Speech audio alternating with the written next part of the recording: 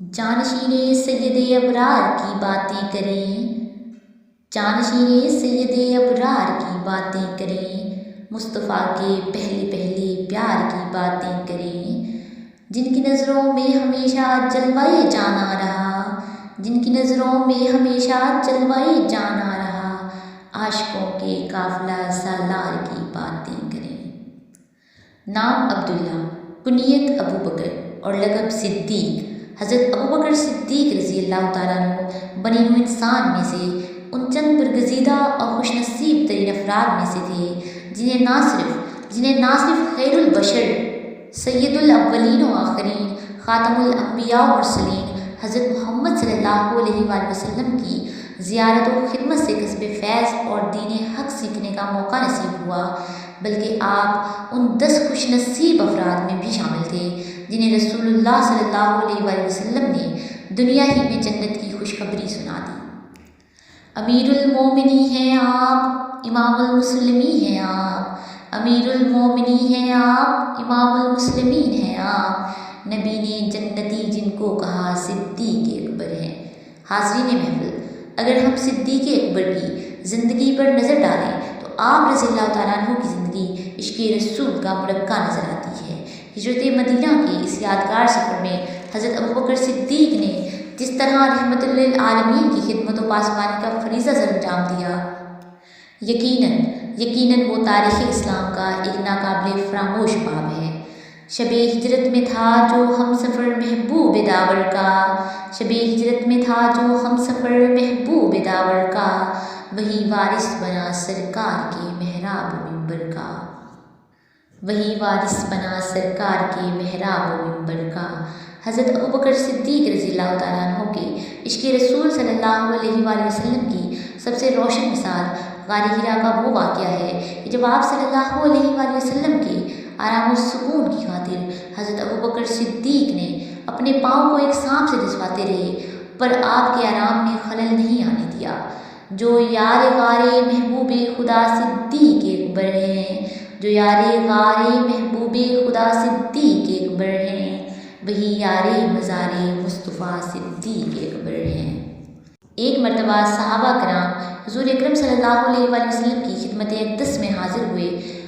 اور حاضر ہو کر اپنے پسندیدہ اعمال و عبادات پیش کر رہے تھے کہ حضرت ابو بکر صدیق رضی اللہ تعالیٰ عنہ نے فرمایا، آنکھیں میری، چہرہ آپ کا،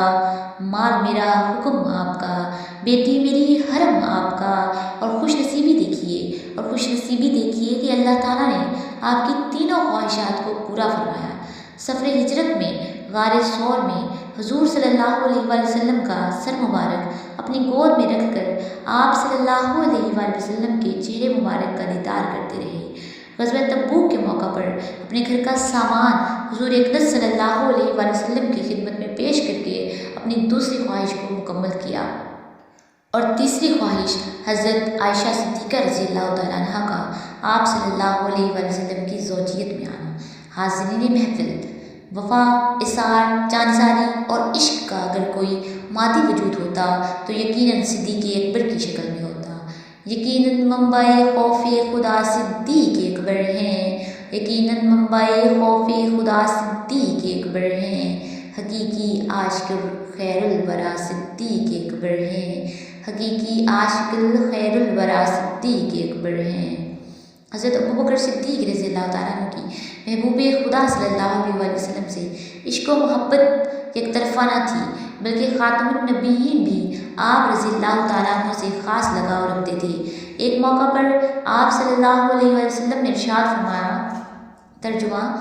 یعنی اللہ نے مجھے تم لوگوں کی جانب مبعوث فرمایا، جب تم لوگوں نے مجھے جھٹلایا تو ابو بکر صدیق نے میری تصدیق کی۔ آخر میں بس یہی کہنا چاہتی ہوں کہ اللہ تعالیٰ مجھے اور آپ کو عاشق رسول صلی اللہ علیہ وآلہ وسلم بنائے، ہمارا حلیہ و ہیبت، اعمال و افعال یہ باور کرائیں کہ ہاں ہم اسی آخری نبی صلی اللہ علیہ وآلہ وسلم کے امتی ہیں کہ جن سے صحابہ نے ایسا سچا عشق کر کے دکھایا کہ جس کی مثال نہیں ملتی۔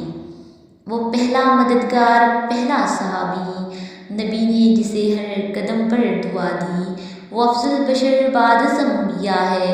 وہ جانے صداقت، وہ جانے وفا ہے۔ فرشتے اسی کی اداؤں پہ عاشق، اسی کی نماز و دعاؤں پہ عاشق، نبیوں سے کمتر اماموں سے اعلیٰ، محمد سے ہر دم وفا کرنے والا، وہ صدیق اکبر جس کا لقب ہے، وہ پہلا خلیفہ وہ پہلا عرب ہے، وہ پہلا خلیفہ وہ پہلا عرب ہے۔ والسلام، شکریہ۔